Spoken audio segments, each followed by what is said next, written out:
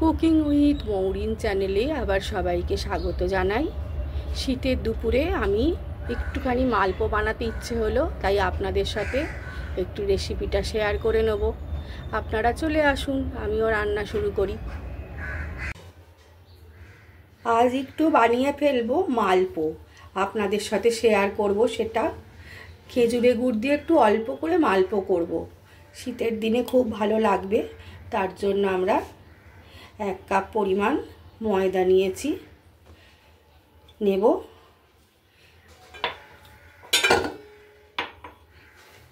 এর সাথে 1/2 কাপ পরিমাণ সুজি দেব।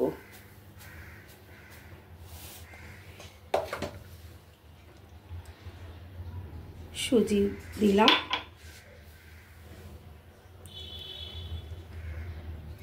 1 চিমটে নুন দেব।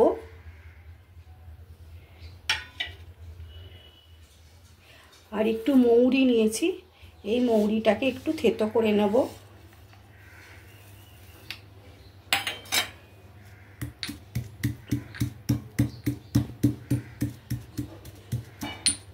মালপোতে একটু মৌরি না দিলে ভালো লাগে না, মৌরির গন্ধটা খুব ভালো লাগে। আর আমি 1 বাটি দুধ দেব। এই 1 কাপ দুধ আমি একটু জাল দিয়ে রেখেছি। আগে 1 কাপ দুধ দেব, তারপর পরে লাগলে আবার অ্যাড করব।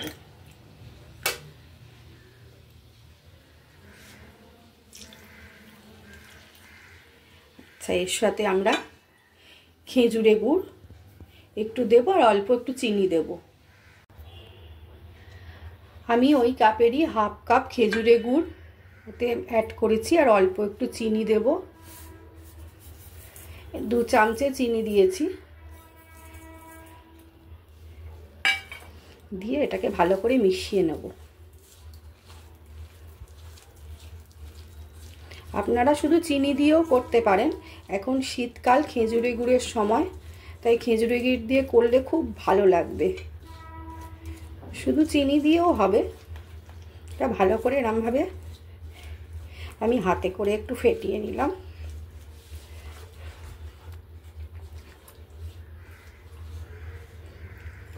দিয়ে নিচ্ছি, মিলিয়ে এটা 15-20 মিনিট রেস্টে রাখবো, তারপর ফিরে আসছি।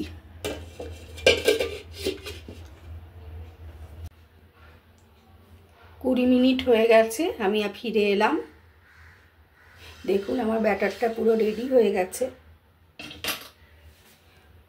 এবার আমি একটু দেখে নিই। দেখুন ব্যাটারটা পুরো রেডি হয়ে গেছে। এবার আমি এগুলো ভাজবো, একদিকে ভাজবো আর একদিকে রস করে নেব। ভাজার জন্য আমি কড়াতে তেল চাপিয়ে দিয়েছি, আর আরেকদিকে একটা পাত্র নিয়ে নিয়েছি রসটা করব বলে। আমি 1/2 গ্লাসের একটু বেশি জল দিয়েছি, জলটা দিয়ে দিলাম। মালপোর রসটা একটু ঘন হবে, পাতলা হলে ভালো লাগবে না। আর 1/2 গ্লাস মতো চিনি দিয়েছি।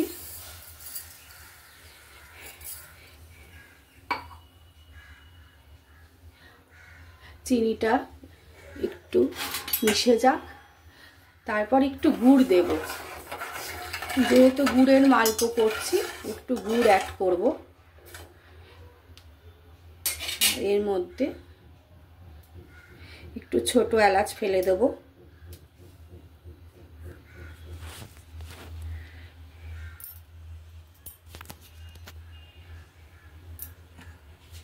একটু ছোট এলাচটা একটু থেতো করে নিই, নিয়ে এর মধ্যে আমি একটু ছোট এলাচ দিয়ে দিলাম। চিনিটা গলে যাক, এদিকে আমার রসের শিরাটা তৈরি হোক, এদিকে আমি ভাজবো।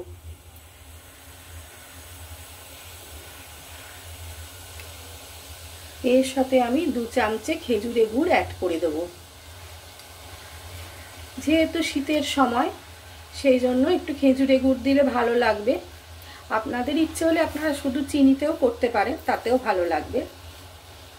আমাদের তো জয়েন্ট ফ্যামিলি ছিল, তখন তো এত মানে বাইরের খাবারের এত চল ছিল না। তখন আমাদের জ্যাঠাইমারা এরকম করে মালপো বানাতেন, বেশি করতেন না, অল্প করেই বানাতেন, কিন্তু মাঝে মাঝেই করতেন। সেই আমাদের দেখা, সেই দেখেই শিখেছি। শীতের সময় খেজুরে গুড় দিয়ে করতেন, গরমকালেও অল্প ভাজতেন, তখন চিনি দিয়ে করতেন ওনারা। দেখুন রসের শিরাটা তৈরি হচ্ছে, এটা হোক, আমি এদিকে ভাজা বসিয়ে দেবো। দেখুন আমার রসের শিরা একদম তৈরি হয়ে গেছে। এবার এটা আমি একটুখানি গরম হোক, তারপরে বন্ধ করে দেবো। এদিকে আমার তেলও মিডিয়াম টু লো ফ্লেমে রাখবেন গ্যাসের আঁচটা। এবার আমি ভাজবো, এক হাতা করে নেব, নিয়ে ঠিক মাঝখানে তেলের দেবেন।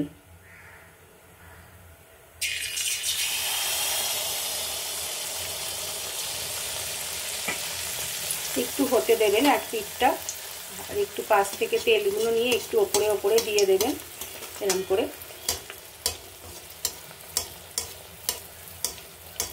দেখুন কিরকম ফুলে উঠেছে।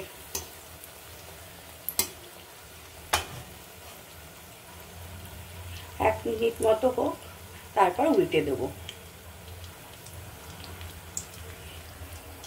এদিকে শিরাটা আমার রেডি হয়ে গেছে, এটা আমি বন্ধ করে দিলাম।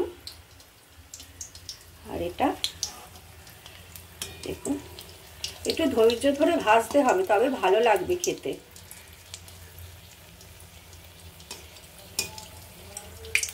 শীতের দিনে এরকম অল্প করে বানাবেন, বানিয়ে আপনারা খাবেন, খুব ভালো লাগবে। দেখুন কি সুন্দর হয়েছে। এই পিঠটা এক পিঠটা লাল মতো হয়ে গেছে, দেখলেই বুঝতে পারবেন ভাজা হয়ে গেছে। তখন উল্টে দেবেন আরেক পিঠটা।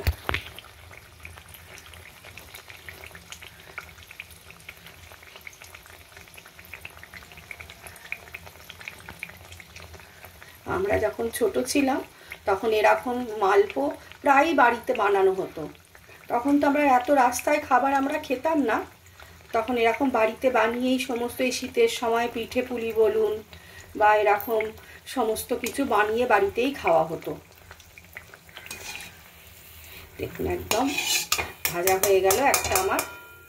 এবার এটা আমি রসের শিরায় ফেলে দেবো। আবার আরেকটা আমি দিয়ে দেবো।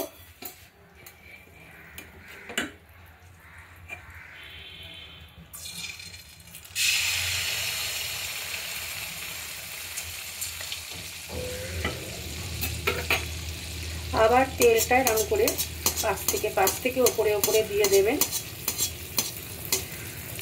গ্যাসের ফ্লেমটা কখনো হাই করবেন না, তাহলে কিন্তু পুড়ে যাবে আর ভাজাটা ভালো হবে না।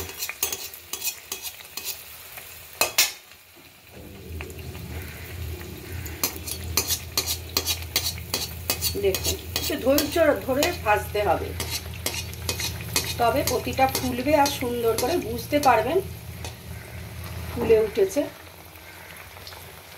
একটু ভাজা হোক, তারপর উল্টে দেবো।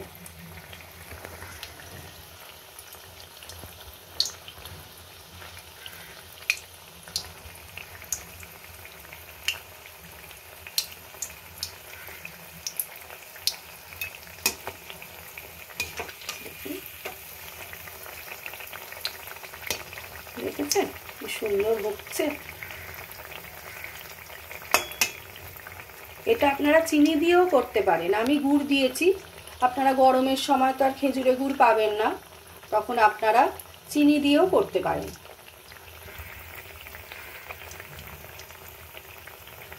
যতটা পরিমাণ আপনারা ময়দা নেবেন সম পরিমাণ চিনি দেবেন,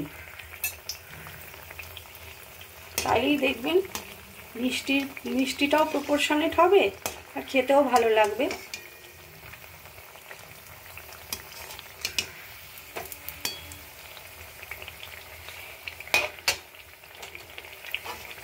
দেখুন এটাও আমার ভাজা হয়ে গেল।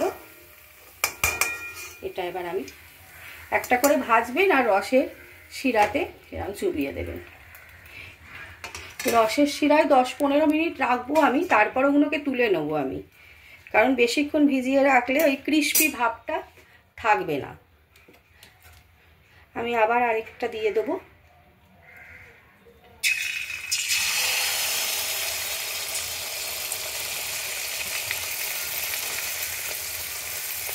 আবার পাশ থেকে তেলগুলো ওপরে ওপরে দিয়ে দেবেন।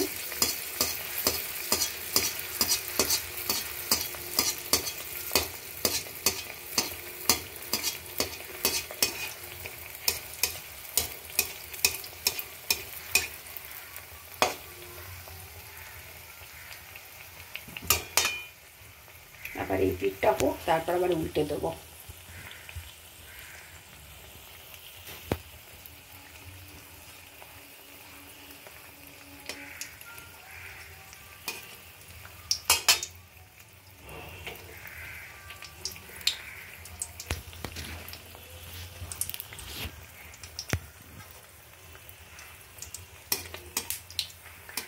দেখুন,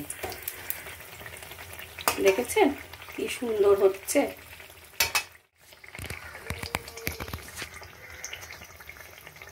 দেখুন এই মালপোটাও ভাজা হয়ে গেল আমার, এটাও এবার তুলে নেব আমি। এটাকে তুলে আবার আমি রসের শিরায় দিয়ে দেবো। এরকম করে আমি প্রতিটা মালপো ভেজে নেব। আর এগুলো একটু রসে আমি ভালো করে আপনারা চুবিয়ে দেবেন, যাতে রসটা ঠিকঠাকভাবে ঢোকে।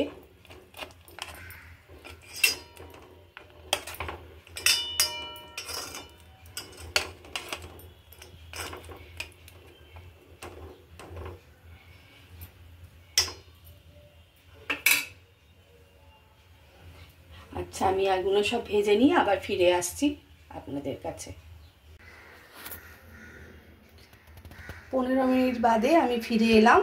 আমি মালপোগুলো রস থেকে তুলে একটা পাত্রে সাজিয়ে নিয়েছি।